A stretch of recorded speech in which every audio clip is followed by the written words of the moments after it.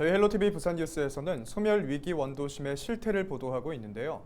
오늘 마지막 시간으로 원도심이 활력을 찾기 위한 방법은 없을지 짚어보도록 하겠습니다. 인구 감소와 지역 소멸, 우리 정부와 지자체도 대응책을 마련하고 있습니다. 정부는 올해부터 10년간 매주 1조 원의 국비를 소멸 위기 지역에 투입할 예정입니다. 원도심을 비롯한 부산의 위기 지역들도 이 기금을 배분받아 사업을 준비하고 있는데요. 사업의 실효성을 위해서는 보다 장기적인 관점에서 과감한 결정이 필요하다는 지적도 나옵니다. 안수민 기자의 보도입니다. 부산에서는 부산시와 원도심을 포함한 5개의 구가 정부의 지방소멸 대응기금을 받습니다. 내년까지 지역별 배분액은 부산시가 60억, 인구소멸 위험지역인 서구가 140억, 영도구가 126억, 동구가 112억 원입니다. 인구소멸 관심지역인 중구와 금정구도 각각 35억과 32억 원을 배분받았습니다. 이 돈을 활용해 당장 올해부터 사업이 추진됩니다.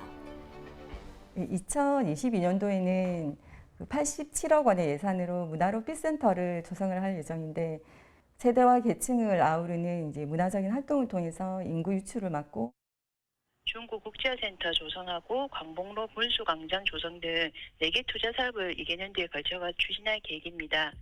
하지만 사업의 투자 대비 효과에는 의문이 제기됩니다. 인구 감소와 지역 소멸의 원인은 일자리는 물론 주거 등의 생활 환경과 교육, 문화 등 사회 전 분야에 복합적으로 걸쳐 있습니다. 각 지자체가 한정된 재원으로 추진하는 특정 분야의 단기 사업들만으로는 변화를 가져올 수 없다는 겁니다.